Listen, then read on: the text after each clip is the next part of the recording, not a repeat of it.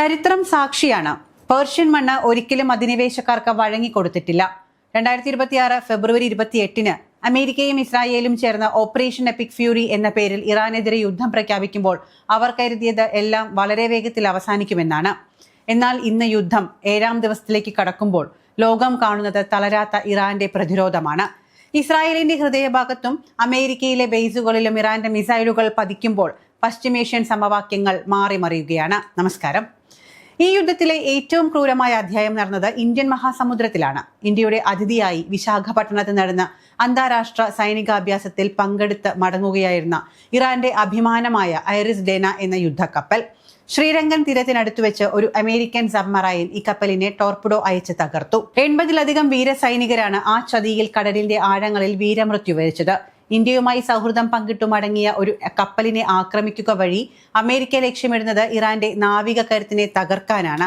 പക്ഷേ ടെഹ്റാനിൽ നിന്നും ഉയർന്ന മുന്നറിയിപ്പ് മറ്റൊന്നാണ്. ഈ ചോരയ്ക്ക് അമേരിക്ക വലിയ വില നൽകേണ്ടി വരും. ഈ ചതിക്ക് കടലിൽ തന്നെ തിരിച്ചടി നൽകാൻ ഇറാൻ നാവികസേന സജ്ജമായി കഴിഞ്ഞു. ആക്രമിക്കപ്പെട്ടാൽ നിശബ്ദമായിരിക്കാൻ ഇറാൻ തയ്യാറല്ല. ഓപ്പറേഷൻ ട്രൂ പ്രോമിസ് 4 എന്ന പേരിലാണ് ഇറാന്റെ തിരിച്ചടി വരുന്നത്. ടെൽ അവീവിലെ പ്രധാന സൈനിക കേന്ദ്രങ്ങളിലും സൈനിക ബേസുകളിലും ഇറാന്റെ ബാലിസ്റ്റിക് മിസൈലുകൾ തുളച്ചു കയറി. ഇസ്രായേലിന്റെ അയൺ ഡോം പോലും പരാജയപ്പെടുന്ന കാഴ്ചയാണ് ലോകം കാണുന്നത്. ഖത്തറിലെ അൽ ഉബൈദ് ബേസിലും ബഹ്റൈനിലെ നേവി ബേസിലും ഇറാന്റെ ഡ്രോണുകൾ കൃത്യമായ നാശം വിതച്ചു കഴിഞ്ഞു. ഹോർമൂസ് പൂട്ടുന്നു. ലോകത്തിലെ എണ്ണപ്പാതയായ ഹോർമൂസ് കടലിടുക്ക് ഇറാൻ ഭാഗികമായി അടച്ചു കഴിഞ്ഞു. ഇതോടെ ആഗോള വിപണിയിൽ എണ്ണവില കുതിച്ചുയരുകയാണ്. ഇത് അമേരിക്കൻ സാമ്പത്തിക വ്യവസ്ഥയുടെ നട്ടെല്ലൊടിക്കും. പശ്ചിമേഷ്യ വീണ്ടും ഒരു അഗ്നിപർവ്വതത്തിന് മുകളിലാണ് ഇപ്പോൾ ഉള്ളത്.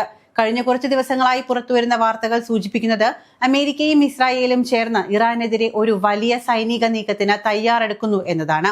ഇത് കേവലം ഒരു വ്യോമാക്രമണത്തിൽ ഒതുങ്ങുമോ അതോ കരയുദ്ധത്തിലേക്ക് നീങ്ങുമോ? വ്യോമാക്രമണം കൊണ്ട് ഇറാനെ കീഴടക്കാൻ കഴിയില്ല എന്ന ബോധ്യമായതോടെ അമേരിക്ക കരയുദ്ധത്തിന് കോപ്പുകൂട്ടുന്നുണ്ട്. എന്നാൽ അതൊരു ആത്മഹത്യാപരമായ നീക്കം തന്നെയായിരിക്കും. സാഗ്രോസ് മലനിരകൾ ഇറാന്റെ സ്വാഭാവികമായ കോട്ടയാണ്. ടാങ്കുകളുമായി വരുന്ന അമേരിക്കൻ സൈന്യത്തിന് ഈ മലനിരകൾ ഒരു കെണിയൊരുക്കും. സാഗ്രോസ് പർവ്വതനിരകൾ കേവലം കല്ലും മണ്ണുമല്ല, അത് ഇറാന്റെ കാവൽക്കാരാണ്. അത്യാധുനിക സാറ്റലൈറ്റുകൾക്കും കണ്ടുപിടിക്കാനാവാത്ത ആയിരക്കണക്കിന് ഭൂഗർഭ മിസൈലുകൾ നഗരത്തിൽ ആ മലനിരകൾക്കുള്ളിൽ ഉറങ്ങിക്കിടപ്പുണ്ട്. ശത്രുവിന്റെ ഒരു ചെറിയ പിഴവ് മതി, ആ മലനിരകൾ അഗ്നിപർവ്വതങ്ങളെ പോലെ പൊട്ടിത്തെറിക്കും. കേവലം 7 ലക്ഷം സൈനികരല്ല, രാജ്യത്തിനു വേണ്ടി ജീവൻ നൽകാൻ തയ്യാറുള്ള ദശലക്ഷക്കണക്കിന് ബസീജ് വോളണ്ടിയർമാരും ഇറാന്റെ കരുത്താണ്. വിയറ്റ്നാമിലും അഫ്ഗാനിസ്ഥാനിലും അമേരിക്ക തോറ്റു പിന്മാറിയത് വെറും കാടുകളോടും മലകളോടുമല്ല, മറിച്ച് ആ രാജ്യങ്ങളിലെ ജനതയുടെ പോരാട്ട വീര്യത്തിനോടാണ്. ഇറാനിലേക്ക് ഒരു അമേരിക്കൻ സൈനികൻ കാലെടുത്തു വെച്ചാൽ അയാൾക്ക് തിരിച്ചു പോകാൻ ഒരു ശവപ്പെട്ടി പോലും ഉണ്ടാകില്ല എന്നതാണ് ഇറാൻ കമാൻഡർമാർ നൽകുന്ന താക്കീത്. ഈ യുദ്ധം ഇറാനെ തകർക്കാനാണ് എന്ന് അമേരിക്ക അവകാശപ്പെടുമ്പോഴും യഥാർത്ഥത്തിൽ അമേരിക്കയുടെ അപ്രമാദിത്വത്തിനാണ് ഇവിടെ അന്ത്യം കുറിക്കുന്നത്. സ്വന്തം മണ്ണിൽ സ്വന്തം ജനതയ്ക്ക് വേണ്ടി പൊരുതുന്ന ഒരു രാജ്യത്തെ തോൽപ്പിക്കാൻ ഒരായുധത്തിനും കഴിയില്ല. ഇന്ത്യയുമായുള്ള ബന്ധവും റഷ്യയുടെയും ചൈനയുടെയും നിശബ്ദ പിന്തുണയും ഇറാന് കരുത്തു പകരുന്നു. പേർഷ്യൻ ലയൺ ഉണർന്നു കഴിഞ്ഞു. ഇനി പിന്മാറ്റം ശത്രുക്കൾക്കായിരിക്കും. യുദ്ധം അവസാനിക്കുമ്പോൾ ലോക ഭൂപടത്തിൽ അമേരിക്കയുടെ സ്വാധീനം എത്രത്തോളം അവശേഷിക്കുമെന്നത് കാലം തെളിയിക്കും. ഇറാൻ അമേരിക്ക കരയുദ്ധം ചരിത്രത്തിലെ ഏറ്റവും വലിയ അബദ്ധമാകുമോ? നമുക്കൊന്ന് നോക്കാം. 7 ലക്ഷത്തിലധികം വരുന്ന ഇറാന്റെ സുസജ്ജമായ സൈന്യത്തിനു മുന്നിലേക്ക് അമേരിക്കൻ കാലാൾപ്പട ഇറങ്ങിയാൽ അത് ചരിത്രത്തിലെ ഏറ്റവും വലിയ പോരാട്ടമായി മാറുമെന്നതിൽ സംശയമില്ല. അമേരിക്ക ഇതിനു മുൻപ് യുദ്ധം ചെയ്ത ഇറാഖോ ലിബിയയോ പോലെ എളുപ്പമല്ല ഇറാൻ. ഇറാന്റെ ഭൂപ്രകൃതി തന്നെയാണ് അവരുടെ ഒന്നാമത്തെ പ്രതിരോധ നിര. ഇറാന്റെ ഭൂരിഭാഗം അതിർത്തികളും കടുപ്പമേറിയ പർവ്വതനിരകളാൽ ചുറ്റപ്പെട്ടതാണ്. ഉദാഹരണത്തിന് നേരത്തെ പറഞ്ഞതുപോലെ സാഗ്രോസ്, അൽബോസ് പർവ്വതനിരകൾ. ടാങ്കുകൾക്കും കവചിത വാഹനങ്ങൾക്കും കടന്നുപോകാൻ പ്രയാസമുള്ള ചുരങ്ങൾ അമേരിക്കൻ സൈന്യത്തിന് വലിയ കെണിയാവുമെന്നതിൽ സംശയമില്ല. ഈ പർവ്വതനിരകൾ ഒളിപ്പോരിന് ഏറ്റവും അനുയോജ്യരാണ്. വിയറ്റ്നാമിലും അഫ്ഗാനിസ്ഥാനിലും അമേരിക്ക അനുഭവിച്ചതിനേക്കാൾ വലിയ തിരിച്ചടി ഇവിടെ പ്രതീക്ഷിക്കാം. ഫ്രാൻസ്, ജർമ്മനി, സ്പെയിൻ എന്നീ രാജ്യങ്ങൾ ഒന്നിച്ചു ചേർന്നാലുള്ള അത്രയും വലിപ്പമുണ്ട് ഇറാനിലെ ഭൂപ്രദേശത്തിന്. ഇത്രയും വലിയൊരു ഭൂഭാഗം പിടിച്ചടക്കി ഭരിക്കുക എന്നത് അമേരിക്കയെ സംബന്ധിച്ച് അസാധ്യമായ കാര്യവുമാണ്. ഇറാൻ സൈന്യത്തിന്റെ കരുത്തും തന്ത്രങ്ങളും വെറും ലക്ഷം സൈനികരെ മാത്രം വെച്ച് പറയാനുള്ളതല്ല. ഇറാന് പറയാനുള്ളത് അതിനേക്കാൾ വലിയ കണക്കുകളാണ്. ഇറാന്റെ റെഗുലർ ആർമിക്കൊപ്പം തന്നെ കരുത്തരായ ഇസ്ലാമിക് റവല്യൂഷണറി ഗാർഡ് കോർപ്സുമുണ്ട് അവർക്ക് തുണയായി. ഇവർ പ്രത്യയശാസ്ത്രപരമായി കടുത്ത പോരാളികളാണ്. അമേരിക്കയുടെ പക്കൽ അത്യാധുനിക വിമാനങ്ങൾ ഉണ്ടെങ്കിൽ ഇറാന്റെ കയ്യിൽ ആയിരക്കണക്കിന് ചീറിപ്പായുന്ന ഡ്രോണുകളും ആന്റി ഷിപ്പ് മിസൈലുകളുമാണുള്ളത്. ബാലിസ്റ്റിക് മിസൈലുകളുടെ ശേഖരം എടുത്തു പറയേണ്ടത് തന്നെയാണ്.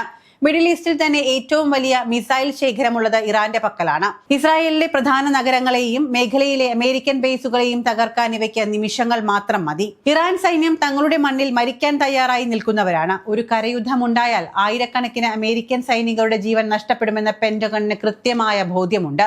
ഇനി സാമ്പത്തിക തകർച്ചയുടെ കാര്യമാണെങ്കിൽ ഹോർമൂസ് കടലിടുക്ക് ഇറാൻ അടച്ചാൽ ലോകത്തിലെ എണ്ണ വിതരണത്തിന്റെ 20% നിലയ്ക്കാൻ പോകുന്നത്.